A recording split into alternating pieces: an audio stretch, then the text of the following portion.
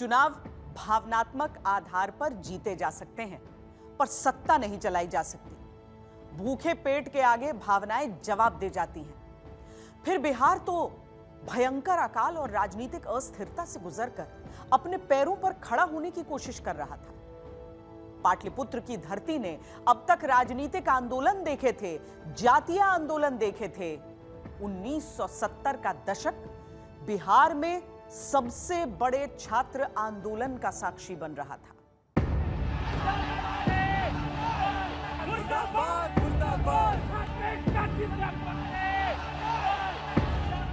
उन दिनों छोटे बड़े हर मुद्दे पर छात्र सड़क पर निकल आते थे। कभी हॉस्टल में खाना अच्छा नहीं मिलने के कारण, कभी पढ़ाई के स्तर को लेकर, कभी छात्रवृत्ति की राशि बढ़ाने की खातिर।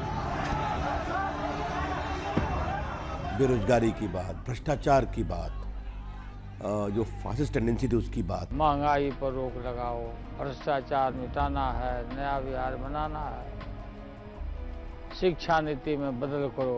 मुद्दे यही थे कि मुल्क में उनके हिसाब से जिस प्रकार का प्रशासन होना चाहिए था वो नहीं था।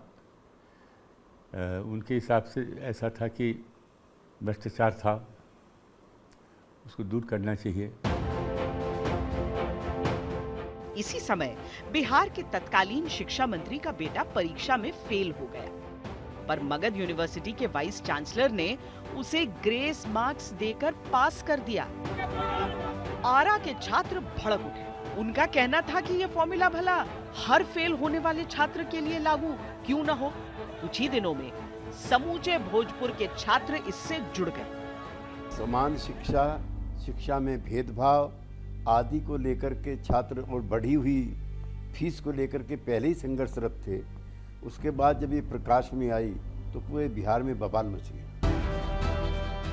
दरअसल एक सरल सा फलसफा है जो सरकारें कभी नहीं समझती। मुश्किल कितनी भी छोटी हो, वो दमन से बड़ी हो जाती है।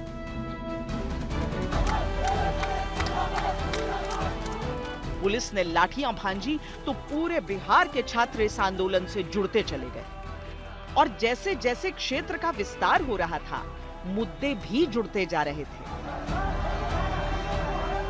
फरवरी 1974 में कई सम्मेलनों और बैठकों के बाद अब छात्र शिक्षा से लेकर रोजगार और महंगाई तक पर विरोध प्रदर्शन करने लगे। देखिए 74 का जो दशक चल रहा था तो पटना में यूनिवर्सिटी, चूंकि पटना कॉलेज हमेशा से उस समय का बिहार का सबसे अग्रणीय विद्यालय हुआ करता था, तो वहाँ महंगाई, बेरोजगारी, इन्फ्लेशन, ये सब चीज़ों को लेकर विरोध हो रहा था। इसी बीच पुलिस घुसती है और इन कैंपस घुस के गोलियां चला देती है, जिसमें दुर्भाग्यवश 10 विद्यार्थी शहीद हो जाते हैं।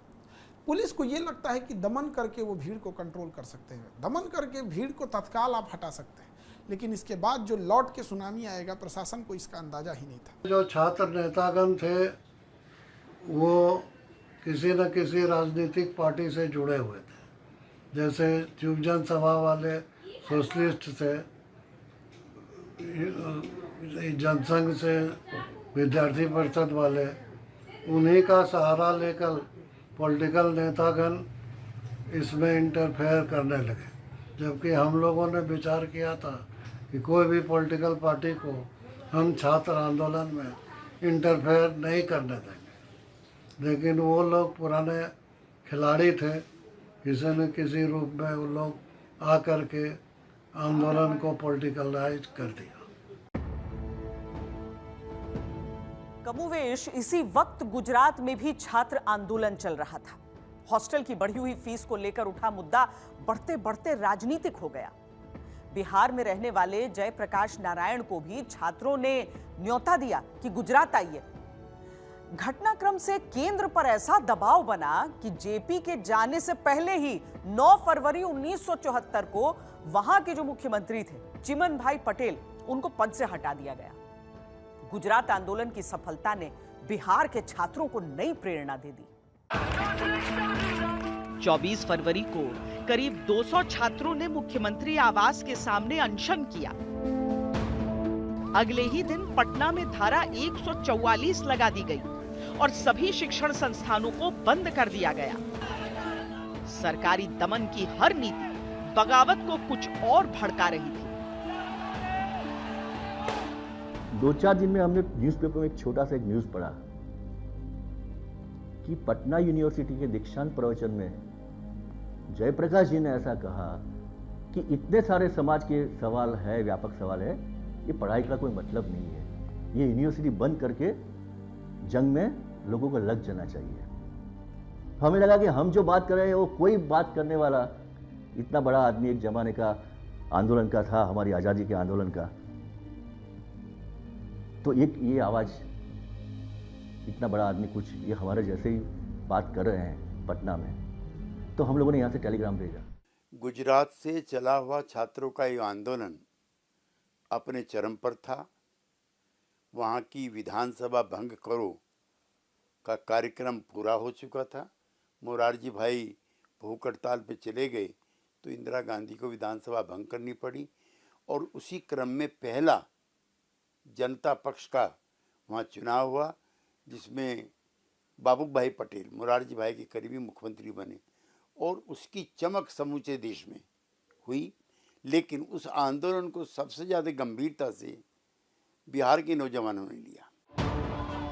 आंदोलन की रफ्तार सुस्त न पड़े, इसके लिए छात्र संचालन समिति बनाई गई।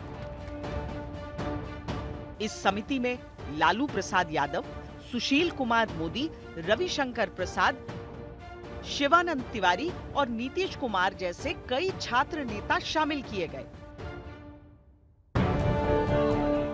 27 फरवरी को छात्र नेता बिहार के शिक्षा मंत्री से मिलने गए, लेकिन मुलाकात नहीं हो सकी। आंदोलनकारी छात्रों ने उसी वक्त तय कर लिया कि अब आंदोलन कॉलेज में नहीं, विधानसभा के घेराव के साथ होगा, और तारीख तय हुई 18 मार्च 1974। इसको लेकर के हम लोगों ने सारे छात्र संघों के पदाधिकारियों की बैठक बुलाई, और वहीं पर हुआ कि हम लोग 18 मार्च को विधानसभा मार्च करेंगे। बाद में हम लोग पर बहुत लाठियां चली। फरवरी में एक बैठक हुई थी और उसमें यह तय हुआ कि 18 मार्च 1974 को सारे लोग यहाँ आंदोलन करेंगे, चूंकि 18 मार्च से विधानसभा का सेशन शुरू होने वाला था। छात्रों के ऐलान को देखते हुए उस रोज हर ओर नाकेबंदी थी। फिर भी सुबह से ही जेब में कलम और रुमाल लेकर आंदोलित भीड़ विधानसभा के इर्द गिर्द जमा होने लगी। जैसे ही राज्यपाल डॉक्टर रामचंद्र ढोंडेबा भंडारी को भीड़ ने विधानसभा में घुसने से रोका, पुलिस ने भीड़ पर लाठी चार्ज कर दिया। खून के फव्वारों से पटना की सड़कें लाल होने लगी। भीड़ ने जब इस बर्बरता का विरोध किया तो पुलिस ने अंधाधुंध गोलियां चलानी शुरू कर दी। कई लोग मारे गए, देश सन्न रह गया।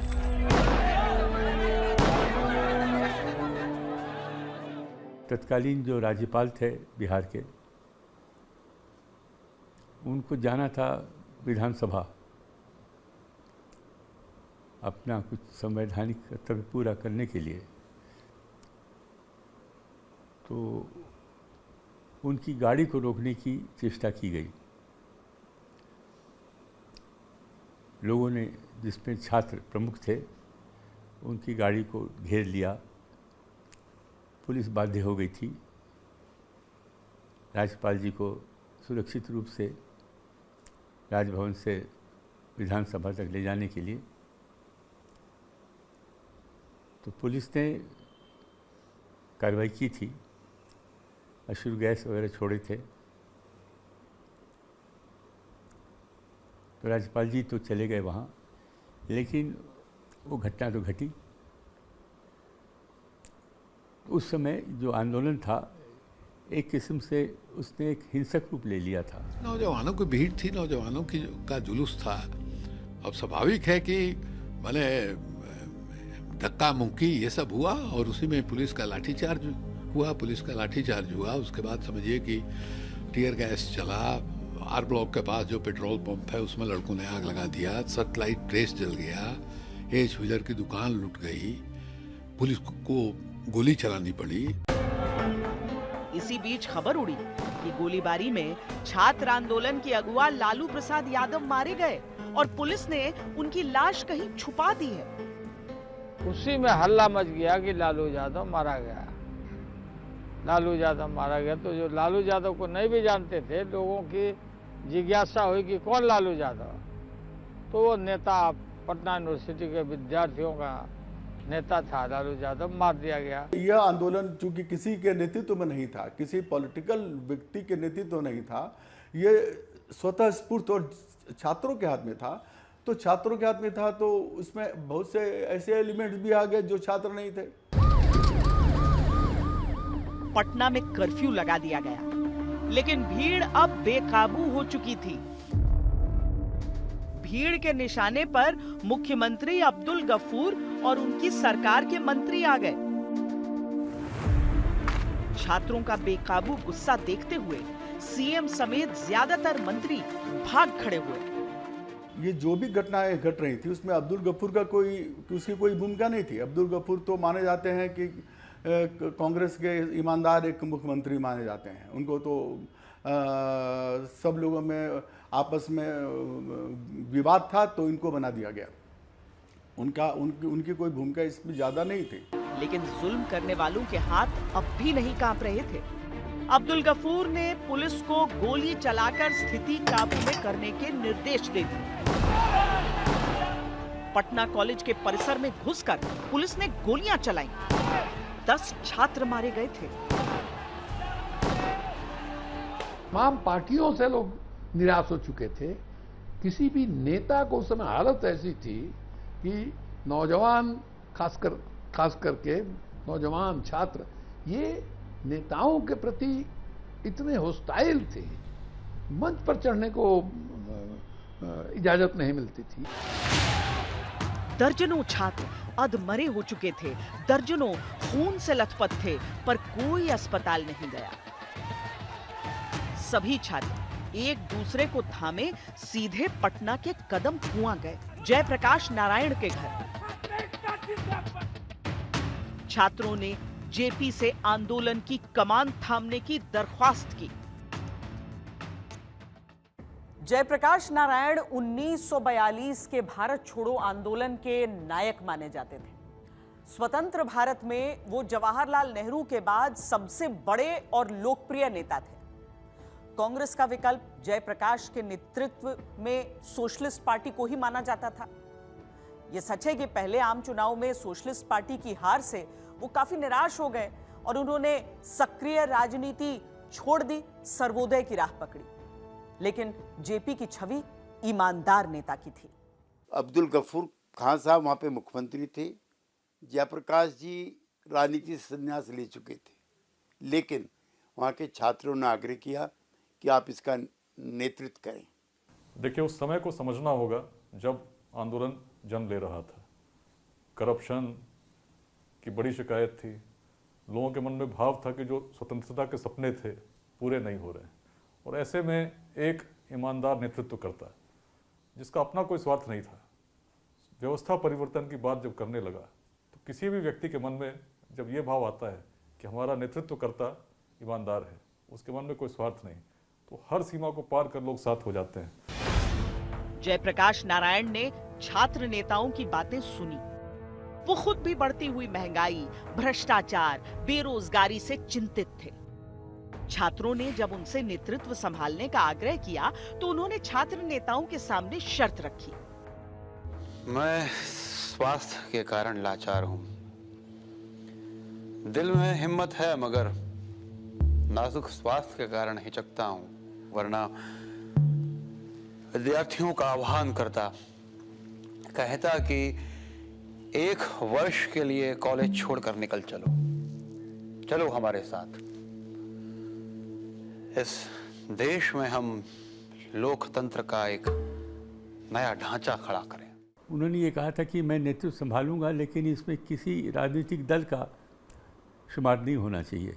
हम पार्टीलेस ढंग से इसको चलाएंगे।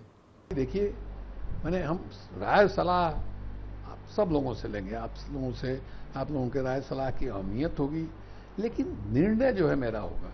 जेपी ने छात्र नेताओं को अपने विचारधारा के अनुसार चलने का शर्त रखा, जिसमें जातिवाद विरोध, भ्रष्टाचार विरोध, संपूर्ण क्रांति का नारा दिया जेपी ने।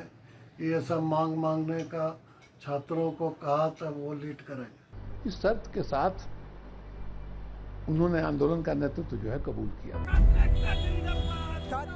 लालू प्रसाद यादव छात्र नेता के तौर पर अब तक इस आंदोलन की अगुवाई कर रहे थे।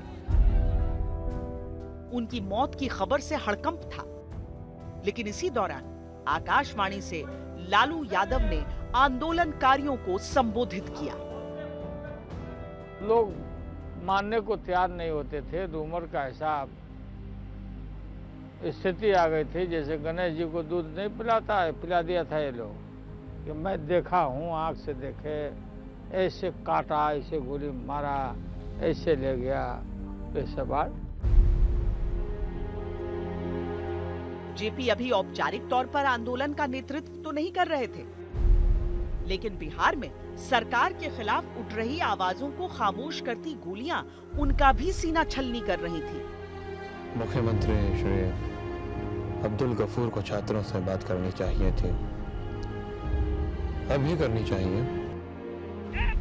वो अब्दुल गफूर से अंतरात्मा की आवाज पर त्याग पत्र देने की मांग कर रहे थे। पटना में लालू प्रसाद यादव, रविशंकर प्रसाद और सुशील मोदी जैसे बड़े छात्र नेताओं समेत करीब 1,500 छात्र गिरफ्तार कर लिए गए।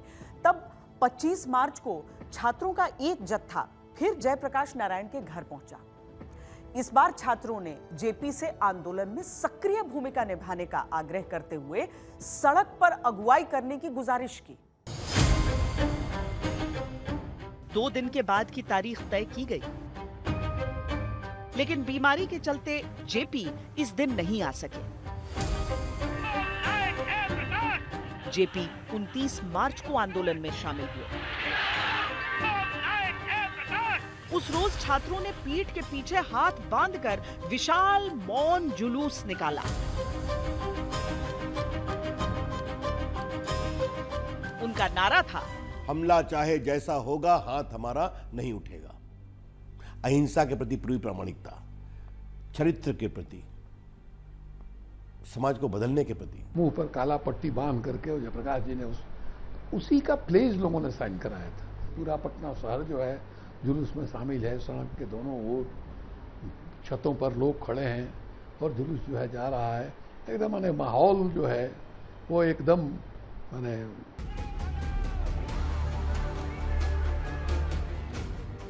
जयप्रकाश के नेतृत्व संभालने से आंदोलन को व्यापक दिशा मिल गई। आंदोलन का चरित्र बदल गया। छात्रों के साथ बाकी नौजवान, किसान, बुद्धिजीवी जुड़ गए। आंदोलन राजधानी पटना से लेकर गांव कस्बों तक फैल गया।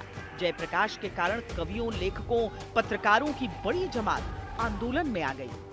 फणीश्वर नाथ रेणु, बाबा नागार्जुन जैसे कवि आगे आए। नुक्कड़ों पर कवियों ने काव्य पाठ शुरू किया। एक आदमी ने उठा रखा है आम आदमी का सवाल, उठो जवान दोस्तों, उठो वतन के लाल, एक आदमी ने उठा रखा है आम आदमी का सवाल। रामधारी सिंह दिनकर जैसे लोग की कविता पढ़ी जाने लगी कि सिंहासन खाली करो कि जनता आती है। कवियों के नारों से गजब की शक्ति निकलती। जुल्म का चक्का और तबाही कितने दिन, हम पर तुम पर सर्द सियाही कितने दिन। कवि सत्यनारायण की इस कविता ने नारे की शक्ल ली, तो राम गोपाल दीक्षित की एक कविता भी हर आंदोलनकारी की जुबान पर रही। जयप्रकाश का बिगुल बजा तो जाग उठी तरुणाई है, तिलक लगाने तुम्हें जवानों क्रांति द्वार पर आई है। जयप्रकाश किया बिगुल बजा तो जाग उठी तरुणाई है, और तिलक लगाने तुम्हें जवानों क्रांति द्वार पर आई है। जन जन में जो पत्रकार हैं, चित्रकार हैं, चौक और चौराहे पर कवि है, सारे देश सब लोग यहाँ हमारे बिहार में हम सब लोग लग गए, इस आंदोलन के पीछे लगे, सारे साथ देने के लिए लोग लग गए। जयप्रकाश नारायण कभी जवाहरलाल नेहरू के बेहद करीब हुआ करते थे। जेपी की पत्नी प्रभावती और कमला नेहरू के बीच गाढ़ी दोस्ती थी। इंदिरा भी जेपी को अपने चाचा की तरह मानती थी। वो तो पारिवारिक तौर पे बहुत जुड़े हुए थे। जेपी उम्र में इंदिरा गांधी से 1 दशक से ज़्यादा बड़े थे, नेहरू के बहुत करीब थे और उन्होंने बचपन से इंदिरा गांधी को देखा था। इंदिरा गांधी उन्हें एक पिता की तरह, एक बुजुर्ग की तरह, जो परिवार से व्यक्तिगत तौर से जुड़े वैसा मानते थे।